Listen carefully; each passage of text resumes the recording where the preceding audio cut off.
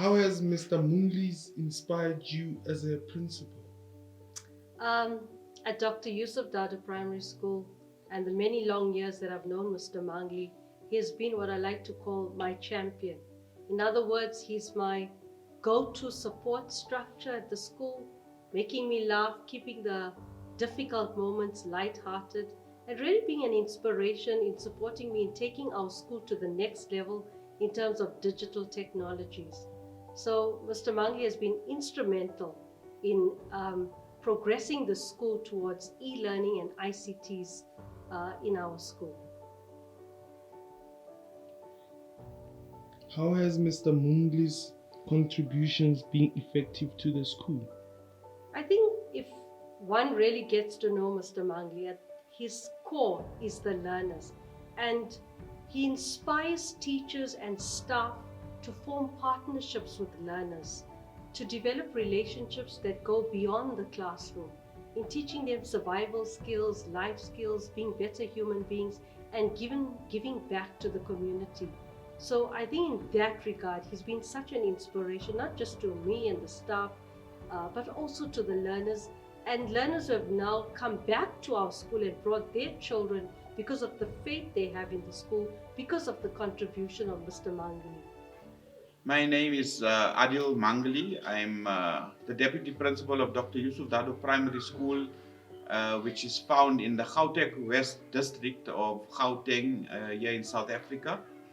I've been teaching for 24 years. I currently just completed my master's in education, and the study was focused on, digital learning, and actually the topic had dealt with how teachers managed to use digital skills and digital learning during the COVID-19 period. Um, I am a father. I'm a husband. And I'm a father of 4 children. I love fishing. I love survival skills training. I love knife making. I love the outdoors. I'm interested in anything to do with sustainability and the protection of our environment.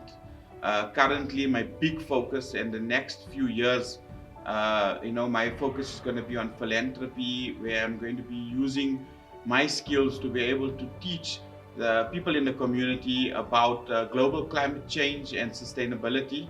My first project is going to deal with food security, and I'm going to be focusing for the rest of this year on teaching people skills with regards to soil, soil production or protection or management, and planting of seeds, harvesting of seeds, basically to get people to plant their own food. The next project would be on water sustainability, and then waste management, and then of course energy. And energy is a huge crisis currently, I think not only in South Africa but all over the world.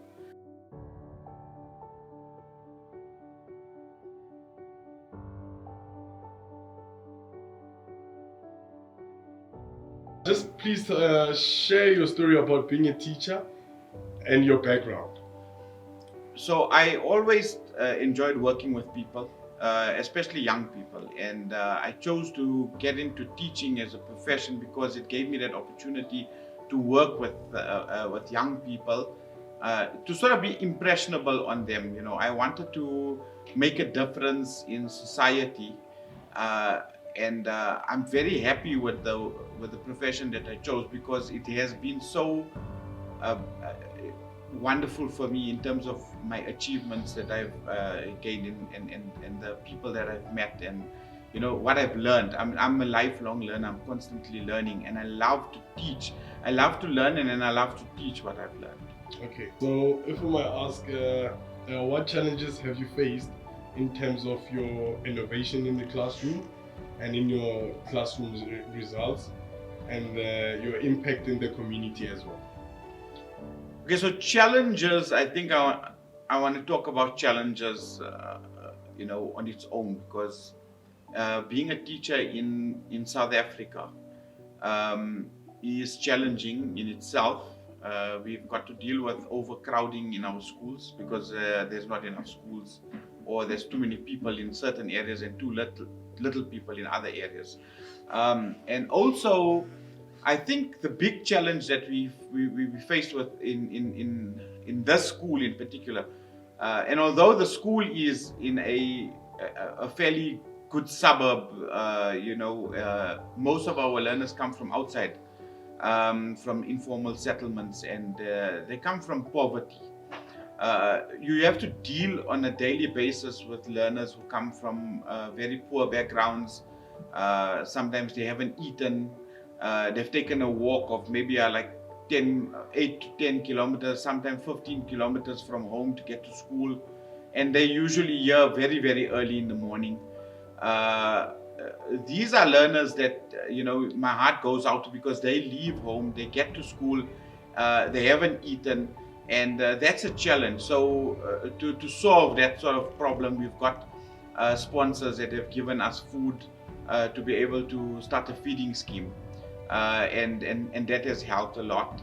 But more than that, it's getting people involved in trying to assist wherever we can. It's one thing to give people food, but you only feed them for that day. It doesn't solve problems.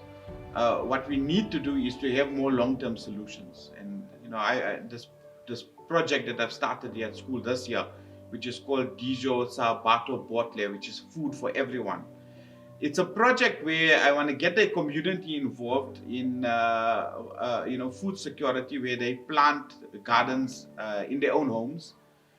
We also want to extend on our vegetable and food gardens here at school, and we want to produce food for people. And people should produce their own food. So what we're going to do is provide skills and training and resources as a school, naturally with the skills. It's about getting ourselves equipped to teach them the way they want to learn, rather than the way we want to teach them. Okay. So if maybe, let's say, if you had to choose one achievement that you feel that makes you worthy of winning Global Teacher Prize, what would it be?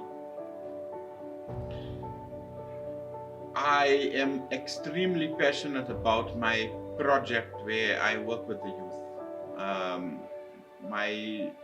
It started off very early. I used to take kids fishing, get consent from the parents, get sponsors for fishing equipment and things like that. So I've had this relationship with the community for so many years that they actually know what it is that I do. I love working with the youth.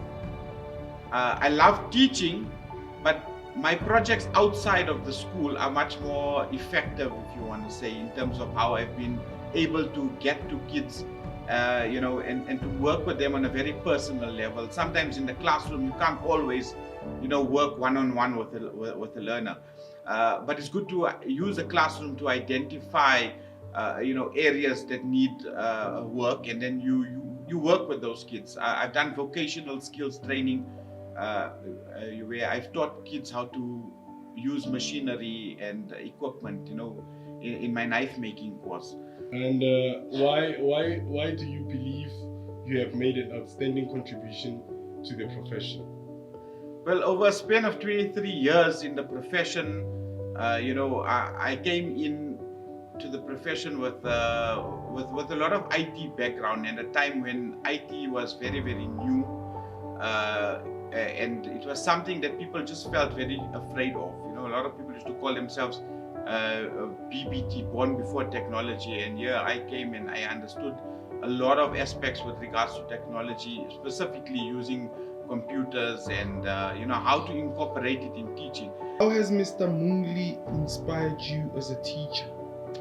Well, Mr. Mungale has actually given me confidence, and he's made me see my abilities to becoming a teacher as I am right now. And most of his lessons, they gave us a lot of courage. It gave us a lot of perspectives. We were able to see ourselves and how far we can go. We were able to see beyond the classroom. Like He always taught us not only to limit ourselves, but we must always fly high and believe in ourselves. How has Mr. Mungalee's contributions been effective to the school?